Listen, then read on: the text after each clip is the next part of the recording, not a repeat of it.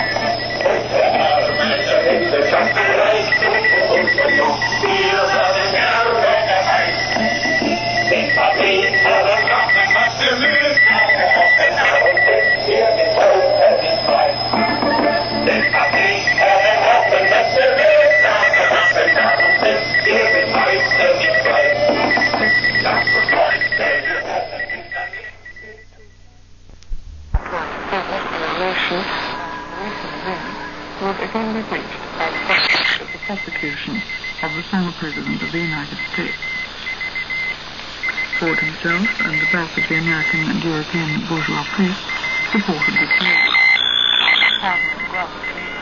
Elect of humanitarianism. The post-century likewise. They disguised indulgences with slogans about humanitarianism. But here we're not dealing with the Humanitarian Act, but with the ridiculous epilogue to a The bourgeois press is making a tremendous fuss now. Nixon has not been pardoned by his former vice president, however. Nixon's pardon had been decided upon ever since he handed in his resignation, and big U.S. capital removed him from the political scene as a character who had outlived his usefulness. Had the big U.S. bourgeoisie been interested in one way or another in impeaching Nixon, it would have done it, and would not have waited for Nixon's colleague, Ford, to become president and announce this mockery of a pardon. Nixon was an offshoot of his own class, and his activity, full of deception, political speculation, and espionage, is a routine American affair, political murmur of American business. He was removed not to restore justice and condemn errors, as the American press makes out, but because his anti-constitutional actions were so arrogant and so far-reaching that they were discrediting the very system in power. Thus, they had him resign on a fat pension of $150,000. By pardoning Nixon, Ford not only arbitrarily closes a chapter and puts an end to a nightmare, as he told newsmen on September the 8th, but he also does away with any efforts to find out the truth. Ford's decision shows not his humanitarianism, but the falsity of so-called American democracy. Presidents and political figures can behave like criminals and gangsters, doing whatever they choose. They can trample on the laws, and they're sure to be pardoned. Even when, as a result of fierce political struggle between various monopoly groupings and between the two parties, scandals like the Watergate one explode, when it comes to the question of the final verdict, both sides consent to a pardon because neither differs from the other in their methods of political management. The Republicans and Democrats are as like as two peas, and American history provides many facts of espionage and misuse of funds before Nixon under previous administrations. Justice in the United States is administered in the interests of the rich, the millionaires, and the multimillionaires and their mouthpieces. Ford really tried to convince public opinion of his preoccupation with fair justice for all Americans. The decision to pardon Nixon, as well as the entire procedure for investigating the guilt of the former president, clearly show the American people and other peoples of the world that justice has been trampled upon there. The saying, birds of a feather flock together, is appropriate in its context. As a result, Ford and the rest who have now taken their places in the White House could not condemn Nixon and his accomplices because the entire political and social system which brought them all forth is corrupt. Ford's indulgence to Nixon is not so much an effort to justify Nixon himself as it is an effort to justify the entire American capitalist class, which has been seriously hit by the Watergate scandal. Came to office on the 9th of August, Ford proclaimed that he was to be the president of justice and sincerity. His recent act shows that even this so-called sincere president is nothing but another politician, of the same type as Nixon and Company, and his methods are no different.